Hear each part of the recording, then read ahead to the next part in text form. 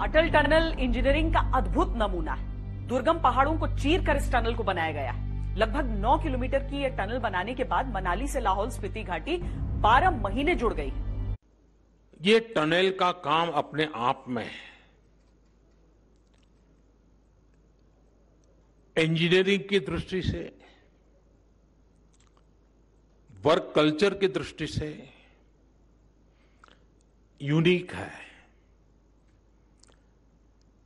पिछले इतने वर्षों में, जब से इसका डिजाइनिंग का काम शुरू हुआ, कागज पे लिखना शुरू हुआ, तब से लेकर कब तक, अब 1000-1500 लोग ऐसे छांटे।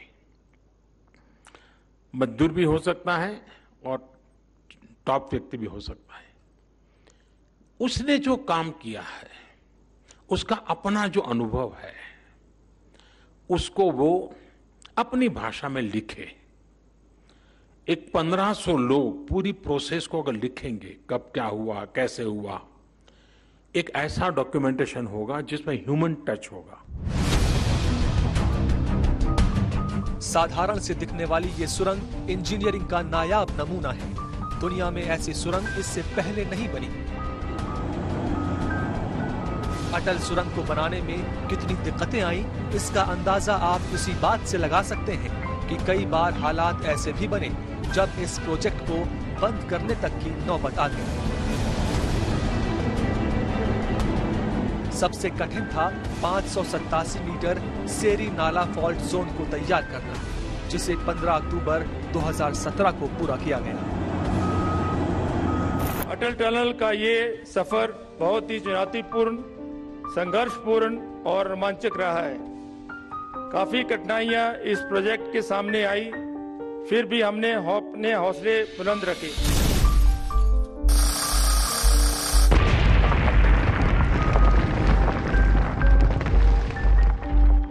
आइए आपको समझाते हैं कि पीर पंजाल की दुर्गम बर्फीली पहाड़ियों में कैसे बनी ये अद्भुत सुरंग और क्या है इसकी खासियत जिससे चीन और पाकिस्तान परेशान हैं।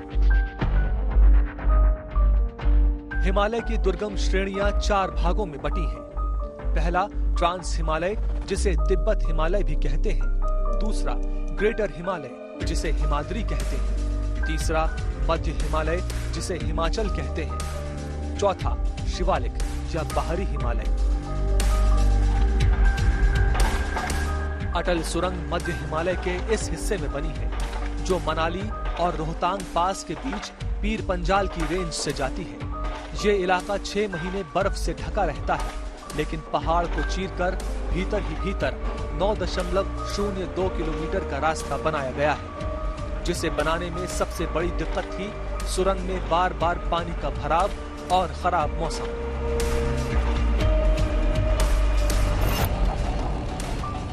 रोहतांग पास की ऊंचाई 3978 मीटर, जबकि मनाली की ऊंचाई 2050 मीटर है। इसका मतलब है कि जैसे जैसे उत्तर की ओर बढ़ते हैं, पहाड़ ऊंचे होते जाते हैं। ये पहाड़ ही पीर पंजाल है। रोहतांग पास को क्रॉस करते ही पहाड़ों की ऊंचाई कम होने लगती है। रोहतांग पास के बाद पहला गांव ग्रामपू और दूसरा खोकसार है। रोहतांग पास से यहाँ तक की जो पुरानी सड़क है वो जिग-जैग स्टाइल में है। आम लोगों और सेना के लिए ये रास्ता जून से अक्टूबर महीने में ही खुलता है। निश्चित तौर पे सभी को सामरिक दृष्टि से और यहाँ के लाहौल स्पीति की जनता को बहुत बहुत फायदा होने वाला। मनाली की ओर से अटल टनल में प्रवेश द्वार को साउथ पोर्टल कहते हैं, जबकि रोहतांग की ओर से जहां से ये टनल शुरू होती है उसे नॉर्थ पोर्टल कहते हैं। अटल टनल की डिजाइन घोड़े की नाल की तरह है। डबल लेन टनल निर्माण में 3300 करोड़ की लागत आई है। सामरिक नजरिए से ये सुरंग बेहद अहम है। इसमें हर 150 मीटर पर टेलीफोन, 60 मीटर पर वाटर हाइड्रेंट की सुविधा है। साथ ही हर 500 मीटर पर इससे निकलने का आपात गेट भी है। हर 250 मीटर पर ब्रॉडकास्टिंग सिस्टम और सीसीटीवी कैमरों के साथ ऑटोमेटिक एक्सीडेंट डिटेक्शन सिस्टम लगा है। अटल टनल से प्रधानमंत्री नरेंद्र मोदी का एक अलग ही कनेक्शन है। 2002 में अटल जी ने इस टनल के अप्रोच रोड का शिलान्यास किया था। तब प्रधानमंत्री नरेंद्र मोदी हिमाचल में बीजेपी संगठन के काम में लगे थे। 2014 में जब नरेंद्र मोदी प्रधानमंत्री बने तब तक सुरंग के बनने की गति बहुत धीमी थी। मुश्किल से हर साल 300 मीटर की दर से ये सुरंग बन रही थी और 2 किलोमीटर का ही काम पूरा हुआ था। लेकिन 2014 के बाद निर्माण की स्पीड तेज की गई और 1400 मीटर प्रतिवर्ष की दर से इसे बनाया गया। अटल जी के सपने को प्रधानमंत्री नरेंद्र मोदी ने पूरा किया। हिमाचल प्रदेश के लद्दाख और जम्मू कश्मीर से जोड़ने वाली, मनाली को लेह से जोड़ने वाली रोहतांग टनल अब अटल टनल के नाम से जानी जाएगी।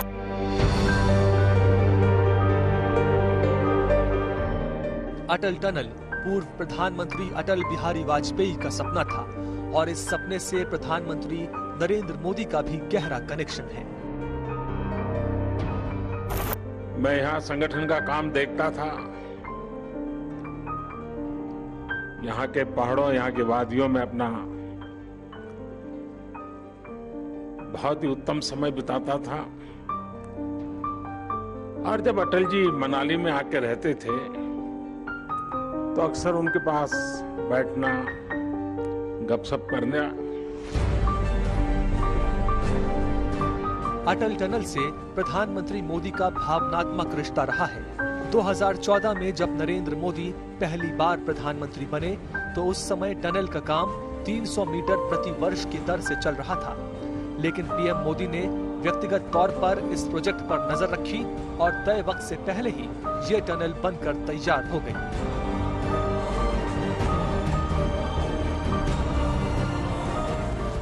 और प्रधानमंत्री जी मैं संयोग मानता हूं कि जिस समय आदरणीय अटल जी ने इस टनल को बनाने का संकल्प लिया था, इसकी घोषणा की थी, उस समय भी आप हिमाचल में प्रभारी के रूप में यहां पर मौजूद थे। और आज जब टनल का काम ये पूरा हो रहा है तो इस टनल को देशवासियों को समर्पित करने के लिए आप यहां पर मौजूद हैं। और मुझे इस बात की प्रसन्नता कि जब भी हम दिल्ली आदरणीय प्रधानमंत्री जी से जब हमारा किसी भी कार्यक्रम में, किसी भी मुलाकात में जब बातें होती थी, टनल के जिक्र के बिना कोई बात, इस टनल के जिक्र के बिना कोई भी मुलाकात पूरी नहीं हुई। हमेशा आप कहते थे टनल का कितना काम हुआ, कितना काम बाकी रहता है, कब तक बन करके तैयार होगी। इन सारी बातों को लेकर के टनल के साथ टूरिज्म को जोड़ना, ये सारी बातें आपने मार्गदर्शन के रूप में हमको दी। साल 2002 में अटल जी ने इस टनल के लिए अप्रोच रोड का शिलान्यास किया था। अटल जी की सरकार जाने के बाद जैसे इस काम को भी भुला दिया गया। हालत ये थी कि साल 2013-14 तक टनल के लिए सिर्फ 1300 मीटर यानी 1.5 किलोमीटर से भी कम काम हो पाया था। एक्सपर्ट बताते हैं कि जिस रफ्तार से अटल टनल का काम उस समय हो रहा था, अगर उसी रफ्तार से काम चला होता तो ये सुरंग साल 2040 में जाकर के शायद पूरी होती। नमस्कार, मैं हूं अंजना ओम कश्यप। हमें उम्मीद है ये वीडियो आपको पसंद आया होगा। लेटेस्ट खबरों के लिए यूं ही देखते रहिए आज तक और इस वीडियो के पसंद आने पर लाइक, शेयर एंड सब्सक्राइब करना ना भूलें।